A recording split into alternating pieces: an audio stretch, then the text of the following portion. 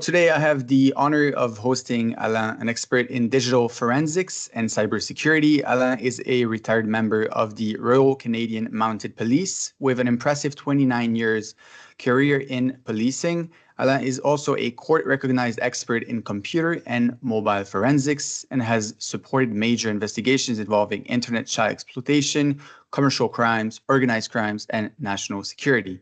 Currently, Alain is a digital evidence specialist at Alphafox Forensics, where he continues to contribute his expertise. He has also served as the Chief Operations Officer at TCS Forensics.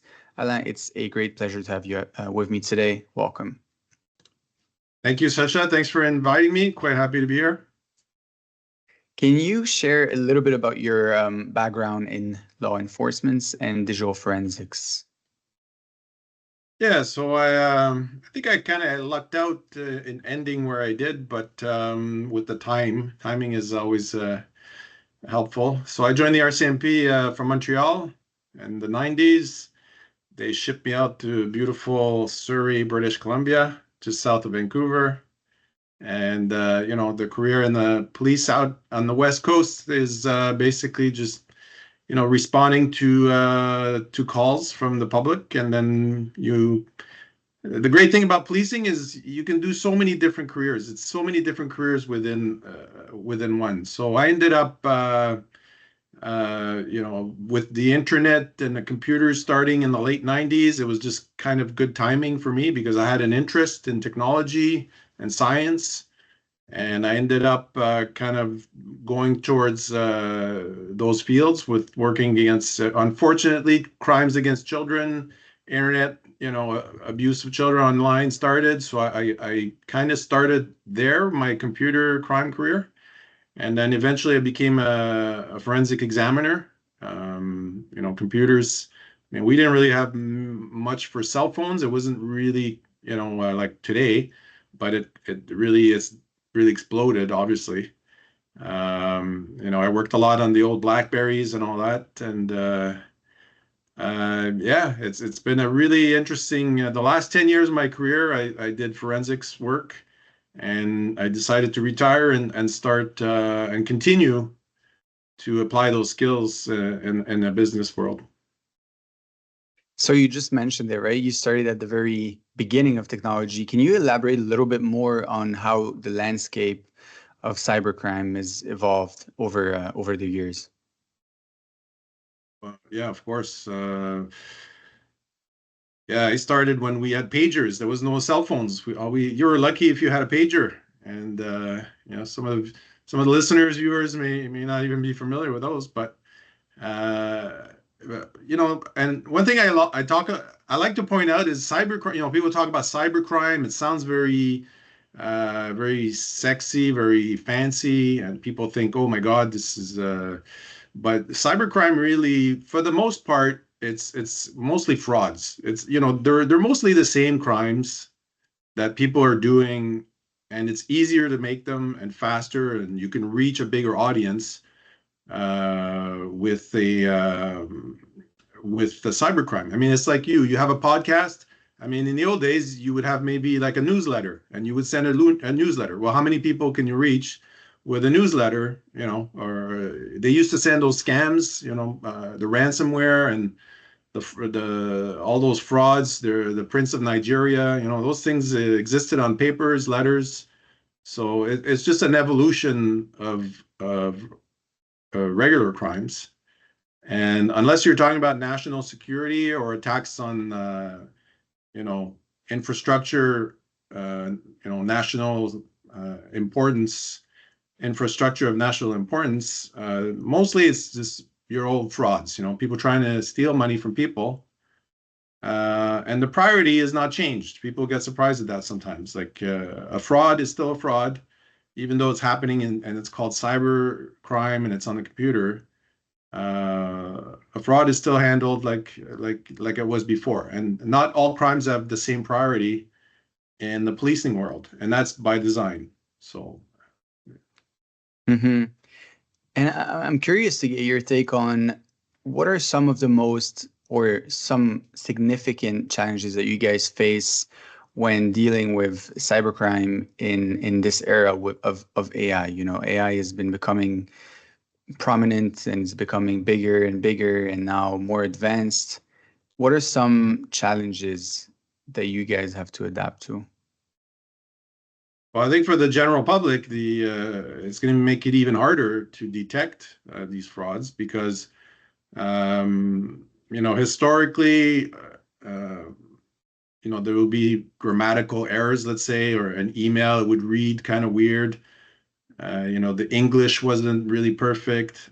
And, I'm going to throw out there 75% of cyber crimes and frauds, they're coming from Russian controlled space. So, a lot of them come from there. And so, the English was not great, the grammar was not great, but now AI can and does really make it more and more human-like. And it's going to be harder and harder for people to detect.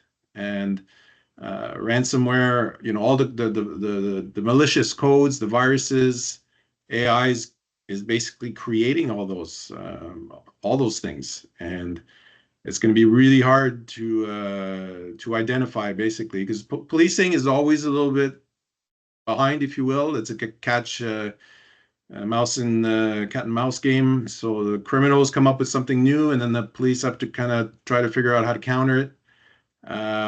So AI is just making it harder. But one thing I say is police can use AI as well, and companies. A lot of these, not all these crimes get to the police. So companies can also help themselves by using AI to maybe filter emails before they get to the clients or to the employees. Like, a lot of employees are at risk of falling victim to these, and then it affects the whole company, right? And that's a great segue to my next question, which is, in which ways, in which ways is the law enforcement using or leveraging AI and generative AI to combat cybercrime? Well, speaking for, I've been out a few years now, so they may have some little secrets that they're working on. But even before I left, the software, basically, it's mostly software trying to detect or help. Let's say you can, in the child exploitation realm, let's say AI can try to identify, victims. If you see somebody's computer or you have a lot of exhibits, the software companies are incorporating AI into the software to make the job of identifying victims, let's say, faster, and responding to those threats faster. I remember I used to work on the national security team there, and they were coming up some tools to identify, let's say, a picture of somebody that's holding a gun or a rifle. And so that you would try to identify those, but it wasn't really good. The software, if I'm being honest, it wasn't really great. It would make a lot of mistakes. But now, obviously, AI is really kicked into high gear, and it is much better at identifying those things. Also, even the phone companies, text messages. I mean, I don't know about you, but I still get text messages and phone calls that they're scams. So I think it's not just the police, the private companies like TELUS or Bell or Videotron. They can incorporate the AI to kind of filter out the criminal or the bad actors before it even gets to the users or the clients, right? Fully agree. And actually, yeah, I do also get a lot of fraudulent messages like almost every day. But that's a very good point. It kind of makes me think on who's accountable for that. Like, is it really the companies or is it us? Because I feel like not a lot of people get thought on how to see those messages and deal with them, and people still get tricked once in a while, and then it poses problem, right? Even in a company, like if you work for a company, you get an fraudulent email, and then your company doesn't do a good job of integrating AI, and then you actually fall for the trick or the fraudulent message, who's responsible? What's your take on that? I'm curious. What do you think? Well, I think you need a balanced approach. Basically, it's the due diligence or best practices. If a company has nothing to protect the employees, then maybe they do have some responsibility.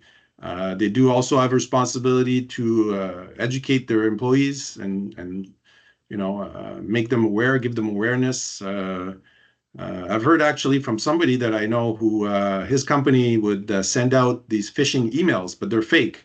They're fake phishing email, and they want to see who is falling for it. And if somebody falls for it, then they would get some extra some training, some extra courses, right? So I think that's a great thing for companies to do. I know actually the RCMP would leave maybe thumb drives floating around the office to see who would plug them in to random computers there, because that was the old way of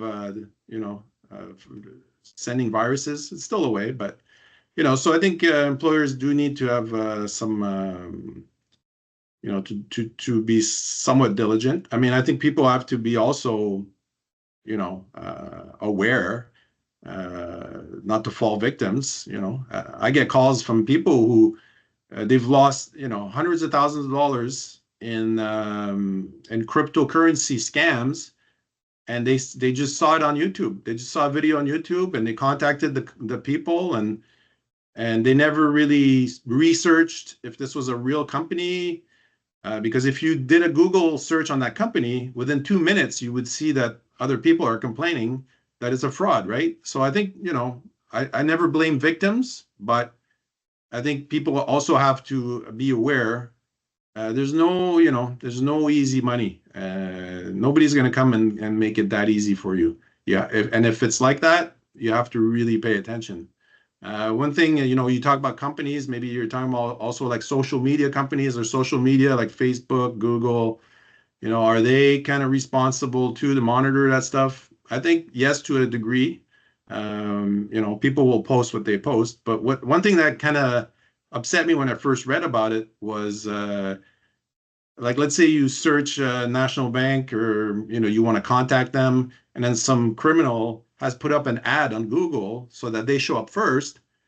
So now you're getting scammed, and Google is making money because they're getting advertisement. Like, I think I don't know, that's wrong. Like, there should be that should not be happening, right? Like, if somebody pays money, and Google's the biggest one there, so I'm not just pointing the finger at them, but if they're getting money from advertisement from people that are scamming people, that they need to put a stop to that for sure. Yeah, for sure. You mentioned two things, and actually, I want to go back a little bit to something that you mentioned earlier. Is you mentioned that the police is starting to use some AI models, for example, vision, right? You mentioned that they were trying to see if someone was using a gun or something like that. Can you give me your opinion on the ethical consideration around using AI in law enforcement? Yeah, there's always going to be some ethical component with how police are doing their business. I think the obvious one is, let's say, like security cameras, or surveillance. People have a concern for, the state or the police monitoring the citizens. Different countries have different approaches. I think about like the Paris Olympics, let's say. They installed a lot of surveillance cameras throughout the city to make sure it was safe. And, AI is very good. Let's say, so you may have, like, I'm just making up numbers here, but let's say you have 2,000 cameras, but you may only have 100 people that can monitor these cameras. So, you can have AI look at the footage and do some determinations. AI is very good at that. If you have a suitcase with nobody around it, AI can pick it up. So it's very useful for that, but people were asking, I read an article about, well, what about after the Olympics? Are they going to take all these cameras down, right? And I don't know. I haven't kept up with it, but I suspect that they're going to stay there. I don't know. But the public may say, we don't want these cameras there, or, I know in England they have a lot of cameras and people are okay with it. I know in China they monitor everything, but people don't have a choice. The government says this is it. So it depends where you live. And in Canada, I think again, Canada's kind of a middle of the road balanced approach there. I can see that there's some AI helping with surveillance, but that's for as far as ethical concern, that's probably the number one concern for people. Mm-hmm. And I want to get to know, how do you see the role of private sector digital forensics, in which you are right now, evolving in relation to law enforcement? Yeah. Actually, before I just want to go back a little bit to AI with the police and the tools. Years ago, there was a guy in Vancouver Police, and he came up with a mathematical solution or a model called the geographic profiling. So he used to be a mathematician, and he became a police officer. Anyway, he was looking at like a sprinkler that sprays water, and then he thought, well, what if you could look at all the crimes where they're happening, and could you calculate like where they're coming from, like where the person might live? So that's called geographic profiling. And when I worked in the behavioral sciences, not myself, but some people were using that. And so I was thinking about that the other day with AI. AI would maybe even make that even better, or come up with new ways to kind of like find a new way to solve crime or help, crime through science, basically. So that's I just think that's an interesting concept, the geographic profiling. But to go back to your question, which was, what were you asking me? I was asking, how do you see the role of private sector digital forensics Yes, evolving in relations to law enforcement? I think it's happening now to a small degree. I mean, I think it's inevitable that it's going to become more. Like I still work, like I offer my services to the police or the RCMP if they want to use my services. At the high end, it's not encouraged. They would like to do everything themselves, but I think because of the volume, there are volume issues. If you have a case and you can't wait a year for the lab to do your examination, then you need to work with a private sector, and I think that's okay as long as all obviously the police and the government wants the safety requirements, and for big events, like big cyber hacks. I think there's a lot of expertise. Not me. I'm a small company, but there's big cybercrime companies that can help solve these crimes. They have a lot of talent and expertise. A lot of people will work for the police, let's say, and then they get a better job that pays more somewhere else. So why completely lose that talent? You could still work with them, even though if they're in a different company, let's say.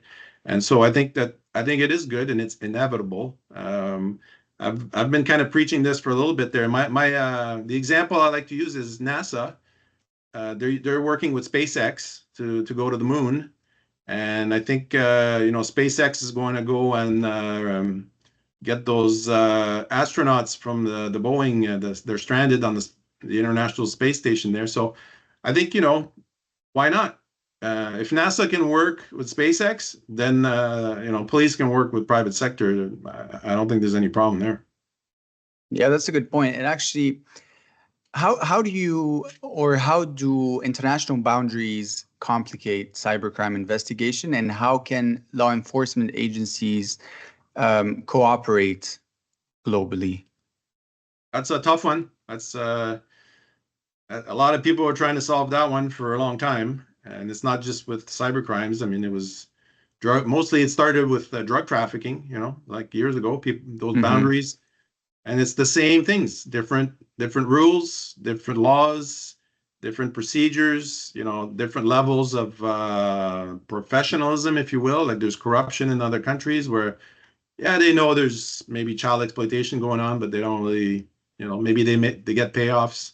Those kind of things are very difficult, right? And like I already said, 75% of cyber crimes like initiate from Russia, and so I don't know. Maybe they obviously don't take it seriously, that or there's challenges there. I don't know, but it's the truth. And so for, let's say, the Canadian police to deal with something in another country, they have to go through Interpol. Interpol, is the middle person, and then hopefully something happens on the other end, but oftentimes you don't hear about it. I think when I worked on the child exploitation unit, we were lucky in a way because it's a crime that kind of almost everybody agrees needs to be dealt with, and so we had a virtual global task force. So you could have police officers from many different countries and kind of all join and be part of a task force. And so you're all kind of on the same team. And it was kind of cross-border. I could call somebody in the US and ask for assistance there right away. I don't have to go through Ottawa and then go through Interpol, and then because that will take 6 months just to get a phone call. So these things, for building some kind of teams to deal with this, and obviously cooperation, and you need cooperation or interest in all the parties. So hopefully, I know it's always moving along, and hopefully we're not going to solve all the problems today there, but a little bit at a time, a little bit at a time. And I know you're very interested in technology, and you mentioned it. What emerging technologies do you see, or do you think will have like a big impact on cybercrime, but also digital forensics in the coming years, or even right now?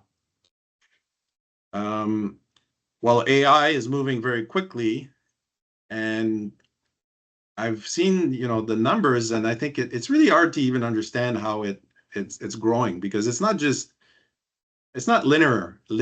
It's not twice as much in a year. It's not twice as much next year and 4 times the year after.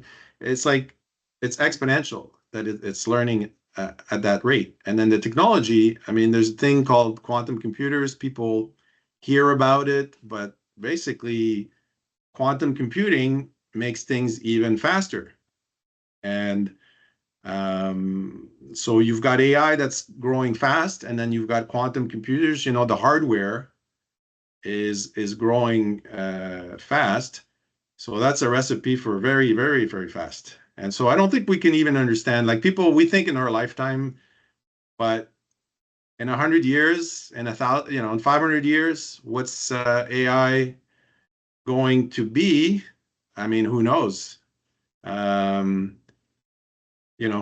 Maybe it's already happened and we're living in a simulation. I have to throw that in there because I've been reading about that, that this is all a simulation anyway, and we're just reinventing what's already existing. But we can talk about that another time. But how do you see AI impacting or like disrupting digital forensics? Do you see like specific use cases or specific applications where people are using or will use AI in the future? Yeah, I mean, like again, for myself, I use there's AI in the software I use, and it's still being developed, and they're incorporating more AI. And actually, you can use it both ways. Like I get calls. People sometimes they'll say, "Hey, can you look at this video and tell me if it's real or not, or was this AI generated, or this audio file? Somebody's saying this is a recording that they made of a discussion. Well, can you tell me if it's AI generated, right?" And you can examine. It's not it's not easy, I would say. So AI tools will be able to help and kind of sort these things out or make it easier. But one thing you have to remember though is like if you're asking AI to find out if something is real or fake, you're also teaching AI how to make better fakes, because it's a network. It's a neural link, if you will. Like basically all the AIs, if you say something to ChatGPT, you're not saying it to one person, you're saying it to everybody, right? So then it's kind of like it's also spreading. So if you use AI to fight crime, you're also teaching it to make better crime. So it's that's going to make things a little bit interesting, I think, right? So like give you the example of a car. So if you get in a car accident, you might tell your family, your friends, oh, I had this car accident and this is what happened. And your friend, they may learn from it and say, oh, okay, yeah, better, if that situation shows up, I better not do that, right? But if those automatic driving cars, if they get in a car accident, well, all the cars that are running that software will all know about it. And so that's the kind of knowledge sharing that's happening. And so it's instantaneous almost, and it's very fast, right? So it's effective, but you have to be aware of it. Yeah, especially in the area of crime, it's a very vicious circle, as you say, like because you're you're teaching the AI to become better, but then the people that use AI to do crime is also getting better. So it is a really vicious circle, and it's a very interesting point. Do you have any case studies where you can share with us about AI or even advanced technologies playing a significant role in either committing or even solving like a crime, a cybercrime? Hmm. Well, specific cases, I don't think I have any offhand there, but I've read about AI being used to solve like I think for the biggest one is being used right now is like unsolved murders. You've got these cold cases, and you can have AI kind of do a review and see what has been if anything's been missed. Humans have we have a great capacity for certain things, but there's also maybe we missed something that's kind of obvious. AI may pick that up. I know there's some cases like that where AI was able to reconstruct facial features, let's say, of a skeleton and rebuild a face so that they could come up with a actual, a look-alike, and then they were able to solve a crime that way. Yeah, I think I don't know if they still do those composite drawings. You go in and you tell the police officer to draw a face with a pen and pencil there. I'm actually not sure if that's still happening. They're probably using some kind of AI tools, or I think they will be in the future. That's for sure. So I think that's the obvious ones. And then criminals, hey, they're coming up with all sorts of the new tools. There's specific. So what they do is they'll take like an older version of Chat GPT, let's say, to do some crime, because Chat GPT is like any software. It gets patched. It gets blocked, and they block stuff, right? Especially like the child exploitation images. Like, unfortunately, criminals can use AI to create images of children and sexual activities, and so that's the downside. But you can't do that with the current version. But they're using an older version on a standalone system, right?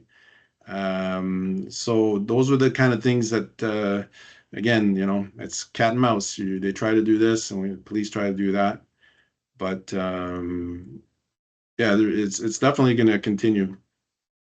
It makes me think about I don't know if you've heard about that, but like a couple of months ago, even maybe a little more, like 5 months ago, there was this huge case in the US about robocalls, and it was impersonating Joe Biden. So people would get calls, and it was basically the fake voice of Joe Biden. So it was an AI calling someone and requesting, I think it was money or something. But anyways, it was a scam. It's pretty impressive what they're able to do, and it leads me to the next point, which is right now there is a bit of a, I wouldn't call it a war, but there is like some sort of debate between open source AI and closed source AI. So I don't know if you're aware, but some companies like Meta, they're releasing their new models open source, which means everyone has access to the code, and everyone can basically use that, on a standalone computer if they have like good enough computers, obviously. But they have access to the models, so they can do whatever they want with it. Mm. On the opposite side, you have OpenAI and ChatGPT, which, as you mentioned, like it's more closed. No one has actually access to the code, so they can't really replicate. And then OpenAI, when they find a bug or something that it shouldn't be able to do, they close it, they patch it, as you mentioned. So what do you think about that? Like, do you think it's very tricky, or maybe even it shouldn't be legal to have open source, because then you have countries, and it's part of the debate, like China, that can just take the code from Meta, for example, and then use it against the US or Canada, like allies. What do you think about what's going on from a law perspective? Well, I don't think I mean, I don't think you can block open source code to, it's going to either leak out, or, somebody's going to steal it. Like, it's going to be out there anyway at some point. And, or AI can also create its own AI, so I think it's like the old saying, you can't put the genie back in the bottle. Some people ask too, like, oh, well, we should put limits on AI, so it doesn't do this or it doesn't do that. But when I do my presentations, I always mention that not all, it's a competitive world. Like, that's the world we live in. Whether you agree with it or not, it's all about money. And a company like ChatGPT, they want to make money, and they're not going to limit their capabilities if Russia or China is going to make an AI that's going to be better than theirs. So, because we have this competitive model, and not, until we're one planet and one government, these things are going to be competitive. And so nobody's going to try to limit their AI either, right? And then the open open source model is interesting. I mean, people are going to do stuff with that. Like, it's kind of like Linux and Windows, right? I mean, you got Windows and Apple software, and then you got the Linux models. So people are going to argue which one is better. They're going to argue about that. But I think it's kind of, the opportunities are limitless now, and you can't go back. Whatever, you can't block it. Basically, you can't block the signal. Mm-hmm. What advice would you give someone, or even businesses, to protect themselves from AI-enabled cybercrimes? Well, for businesses, I would definitely recommend hiring the services of if you're a big company is going to have in-house people. They're going to hire. They're going to have a department to do that. Smaller companies are, I encourage them to seek out the services of experts who can do, like, penetration testing, let's say. But that's been around for a while. Basically, a company will try to hack into a company, and then provide a report to see, if they were successful, what can they do better, suggestions. So I think that's happening. I don't offer those services myself, but there's companies that are going to be doing AI penetration testing, if you will, to try to improve how a business is dealing with things. But definitely, you can't do it alone and expect high success rate there. You're gonna have to get the services of other people and experts, and try to build the best model. And then for the citizens, the average Canadian, it's just it's kind of like the buyer beware. If it's too good to be true. Like, personally, I don't even click links on the phone. I don't like it. Like, if I get an e-transfer or something, send it to my email, because then on a monitor, on a browser with a computer monitor, you can see more, where this email is coming from. And I think it's much easier for somebody to scam somebody on a phone. I don't really, but the younger generation loves their phones, and it's hard to get them. Some people don't even have computers. They're just, and a phone is a computer by definition, but yeah, it's a tough one. But basically, if you don't expect money, don't click a link. Or if you don't owe money, like, people get bills, they're like panicked. Oh, they're saying Amazon says I owe them money for this. No, did you order something? Like, if you didn't order it, like, don't worry about it. Let them come to you. And I think society in general is maybe getting a little more like laissez-faire, But maybe a laissez-faire attitude, just let them come to you and let them prove that it's real. Don't be so. People are very trusting by nature. Me as a police officer, it's the other way around. I'm always been suspicious and I question everything. People need to develop a little bit of that skills there, but and educate themselves and don't try. I can't. Even my kids, they're watching TikTok and they're getting their news from TikTok, and I'm like, that's not news. But that ship has sailed. That's what people are going with. Even the older generation there, they see something on YouTube or on Instagram and Facebook, they just assume that it's real. So don't believe it right away. Always double check. That's a very good point. In all of the conversations I've had with leaders like you in technology, it became apparent that we have to become more better at critical thinking, especially with the rise of AI.